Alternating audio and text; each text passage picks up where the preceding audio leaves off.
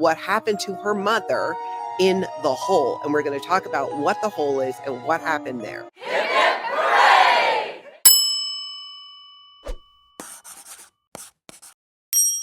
Here's the thing with Emily Armstrong. Her parents were Sea Org members. I'm still unclear. I don't know 100% if her father passed away or not, but her mother is still alive and in the Sea Organization.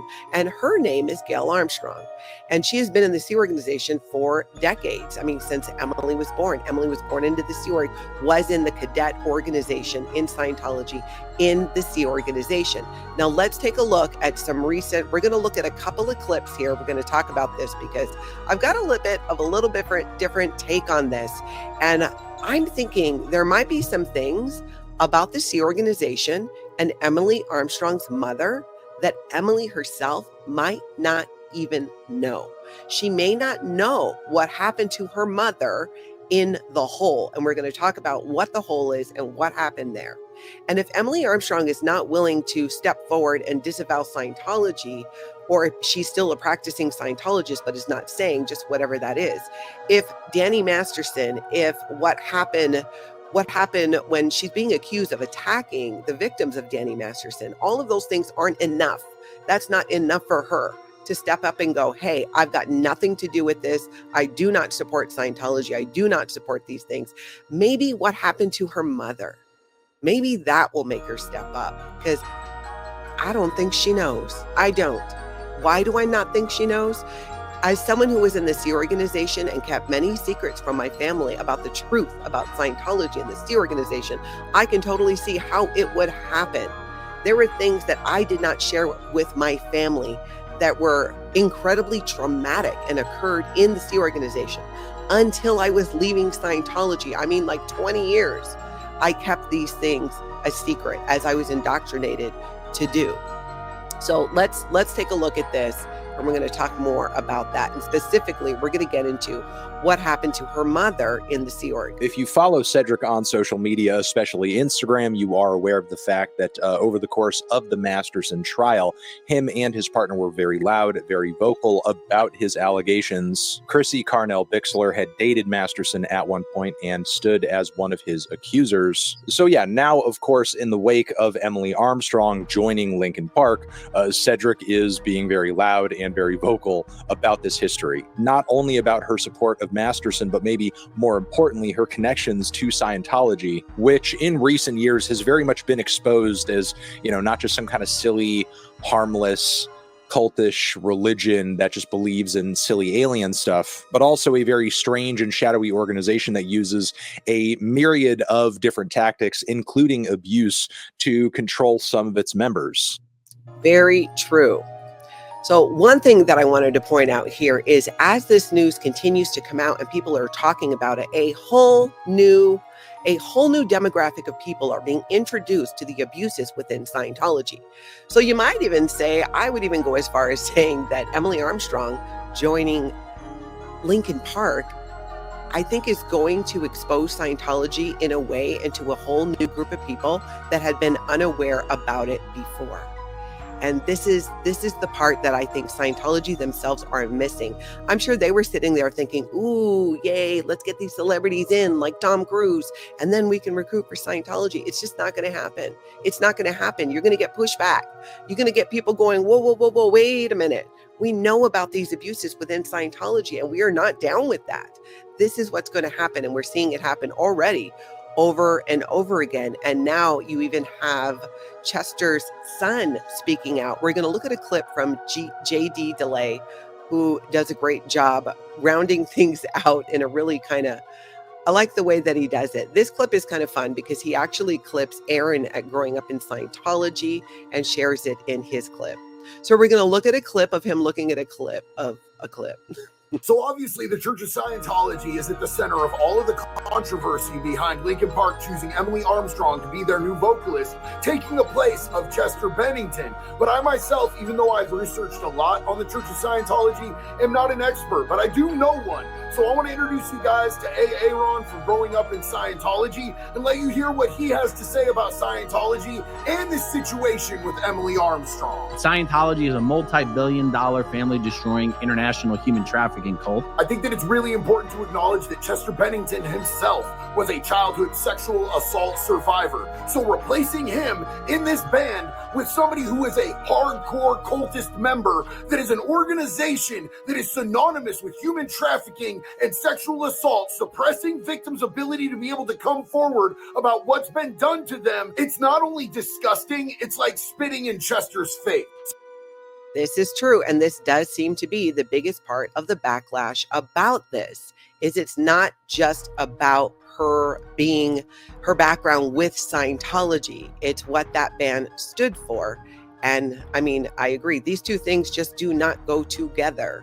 And the only way that this is going to be resolved in my mind is if Emily herself comes forward and makes an actual real statement, has an actual conversation about it. I honestly think it's going to take her denouncing or disavowing Scientology to make this right. It's the only way. I don't see a way around it. I don't see fans of Linkin Park just sitting back and going, yeah, let's just see how this plays out.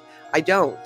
So it's going to be interesting with what happens. And the more and more things come out about this, the more, again, a whole new genre of people are going to learn about it, because Emily's parents are in the Sea organization. Again, I don't know if her dad is still with us or not, but her mother, Gail, isn't still in the Sea Org, worked directly with David Miscavige, was in the Office of Special Affairs, worked as a speechwriter, and was in the hole. And we're going to get to that, because this is the thing I think Emily doesn't know. Because her mother, if she's being a good Sea Org member, would never tell her daughter about the abuses she suffered at the hands of David Miscavige at the International Scientology Management Base. So let's take a look at this clip. This is from Growing Up in Scientology, and this is talking about Chester's son responding to what's happening. Chester's son said, "Hey, Mike, people aren't having a difficult time wrapping their head around the prospect of Linkin Park reinventing itself. They're having a hard time wrapping their head around how you hired your friend of many years, Emily Armstrong, to replace Chester, knowing Emily's history in Scientology and her history as an ally to Danny Masterson. Quietly erasing my father's life and legacy in real time during International Suicide Prevention Month and refusing to acknowledge the impact of hiring someone like Emily." Yep, that's the thing. You can't, I think what they're hoping is going to happen is this is just going to blow over, that if they just say nothing about it, that it's just going to quiet down. That's not going to happen. People today know so much more about cults and about human trafficking, and they're not going to sit back, especially with a band like Linkin Park, and just let it play out and see what happens. It is just not going to happen that way. Let's take a look now at this from the viewpoint of a therapist, because there's a therapist here on YouTube that weighed in about this, and I thought she made a really interesting point. Let's give this a listen. It's the wrong person. There are people who would be open to a new sound, a new start, but after investigating Emily and her past, they feel like her character doesn't stand up against Chester and his legacy, and it's actually dishonoring to him to have her as the new vocalist. There are comments going all around the internet about Emily being a Scientologist and a supporter of a rapist. What they're talking about is a couple of things. She was seen at a gala, a Scientology gala with Cedric, who also has been posting comments about how she is a Scientologist and a rape apologist on his Instagram. The rape apologist statements are coming from her involvement with Danny Masterson, who is currently in prison for 2 charges of sexual assault. If these things are true, it makes a lot of sense why people would be upset, because they dishonor Chester's legacy and his story. Very true. Very true. So let's get back to talking about Emily Armstrong's mother and what happened with her. Here's the thing. I hope that this message, especially this part that I'm about to get into, gets shared with Emily Armstrong, because she may not know this. Let's take a look right out of Mike Rinder's book, who wrote about the whole, because Emily, you might not know this. This was your mother's experience. And again, this is from A Billion Years. The remainder of the building consisted of smaller offices. There were men's and women's bathrooms, but no showers. So the Scientology executives were put into this double-wide trailer, right? We slept on the floor or under desks in sleeping bags with whatever we could find to serve as a pillow. We ate at desks and around the conference room tables. Our meals, and meals is in quotes, consisted of cold leftovers from the main dining room delivered on large trays. Sometimes the menu had been less appealing to those in the dining room, so there were more leftovers. Other times there was not enough left to go around for us in the hole. So we all ate small portions or subsisted on white rice and boiled beans. Every couple of days, security guards escorted the women through a tunnel under Highway 79 to a shower room in a large garage. And when they returned, it would be the men's turn. There were 5 shower stalls, and everyone was expected to take no longer than 30 seconds, just like on the Apollo. And the Apollo was the ship that L. Ron Hubbard was on when he was running away from the authorities. When we were first routed to the hole, we had only whatever clothes we had been wearing. But eventually each person was issued 2 dark blue t-shirts and 2 pairs of shorts, which were washed every few days. Personal hygiene was not easy to maintain in these circumstances, with so many people sleeping, eating, and working in a confined space. The odor was palpable, but there was nothing that could be done about it, so we pretended it wasn't a problem. This is not even the worst of it, okay? But this is, Emily, this is what your mother experienced by this church, by Scientology. They did daily confessions because David Miscavige said that, hey, all these people, these international executives, they have crimes against him, against Scientology, and they needed to find out what those were. So that's why they were locked in these double wide trailers. These daily confession sessions, Miscavige took to calling them seances in the hole, typically began with someone making an accusation that a person had not come clean and was withholding their crimes. If the accused didn't provide a satisfactory answer, they would be told to stand up. More people would join in demanding compliance. If nothing was forthcoming, someone might get in their face and begin screaming at them and threatening to give them a black eye. This stems from a favorite line in a Hubbard policy letter stating that if anyone strayed from the righteous path, then other members could give them a black eye. And sometimes, more frequently, as the days and weeks passed, it developed into physical altercations and even torture tactics. This is what happened in the hole. There's so much more. There have been multiple books written about this. This is a place where reports are saying Emily's mother was. Do you know about this, Emily Armstrong? Are you aware about this? This is something that happened to your mother. David Miscavige had a couple of favorites that he liked to pick on. 2 of his favorite targets were LeServe and Yeager, the highest officials in Church of Scientology International. Debbie is Debbie Cook. She is the only person on the record in a law case who spilled the beans about the hole. Miscavige often spoke in the most vulgar and explicitly sexual manner, and he frequently accused people of engaging in various sex acts in graphic detail.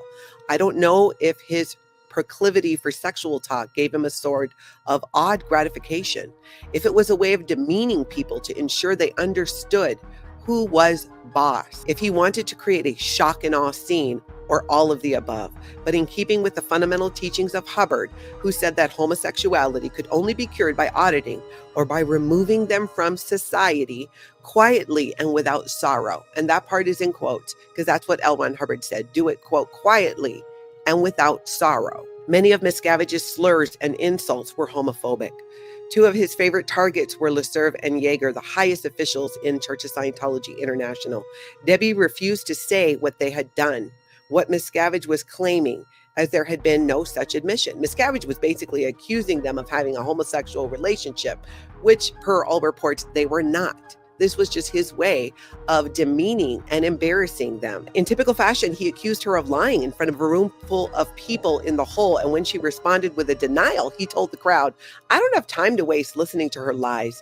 You had better get the confession out of her. So what ended up happening to Debbie Cook, since she would not agree with Miscavige's claim, because she wasn't going to say, hey, yeah, these 2 guys were having a homosexual affair when they were not. She refused to do that. And because she refused, Debbie must have had a similar transgression herself. The heinous crime of being a lesbian. This logic stemmed from Hubbard's teaching that if you felt someone's bad actions were reasonable or justified, it was because you have similar overts of your own. As a result, Debbie, who was happily married to her husband, who had been left in Clearwater when she was brought to the base, was forced to stand for hours in a garbage can with a sign around her neck that read, lesbian, while insults were hurled at her and water was poured over her head. This is what was happening in the hole where Emily Armstrong's mother was. So she knew. Does Emily know any of this? I don't know. I have no idea. I doubt it.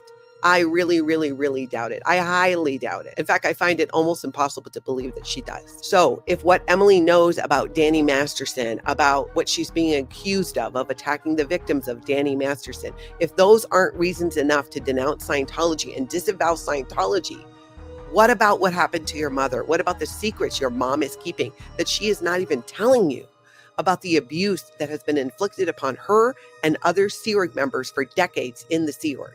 And you're never going to know from her the truth unless she leaves. My hope in all of this is it forces her to leave. I don't see how, with all the press that Emily Armstrong is getting, that her mom is going to be, kept in the good graces of David Miscavige or still be working directly with him. I mean, I don't know. The truth is coming out. And these are things that Emily Armstrong and Linkin Park cannot hide from, because people have a ton of questions about this and want to know where they stand on it. See reason, how is tolerating and being quiet about all the abuse by David Miscavige and Scientology clearing the planet? Exactly, it's not. As Scientologists, we were indoctrinated to believe that we needed to protect Scientology at all costs. At all costs. Even if that meant lying about Scientology, lying for Scientology. Those were called acceptable truths or shore stories, things that we were told we were allowed to say because the reality of it would be too much for the public, too much for the non-Scientologists to handle. Of course it would be, because they never would have tolerated it. They were not indoctrinated to withstand these abuses the way that we were. People never in Scientology look at this and right away are disgusted by it. Many of us who grew up in Scientology or grew up in the Sea Organization were in the Sea Organization as adults. It was normalized. And this is the beautiful thing about having so many people never in Scientology standing up and saying, I'm not standing for this anymore. I'm going to help elevate these voices of the victims of Scientology, the children who are the victims of Scientology, and make it known. And this is an opportunity for Emily Armstrong to step forward and stand up for these people and speak out against and disavow this church, this religion, who has continued for decades as a human trafficking cult. Let's see. Hey, Blow Drill. It seems there's a lot more leniency with public and staff, maybe because the numbers are so low. Oh, for sure. For sure. But they can't help themselves for long. All right. This is what I got for you guys for now. If you could all hit that like button and hit subscribe as well. I want to know what you think about all of this. Where do you think it's going to go? What are the questions that you would like Emily Armstrong and Linkin Park to be answering? I want to hear it. In the meantime, I hope everybody gets out and has an amazing cult-free day.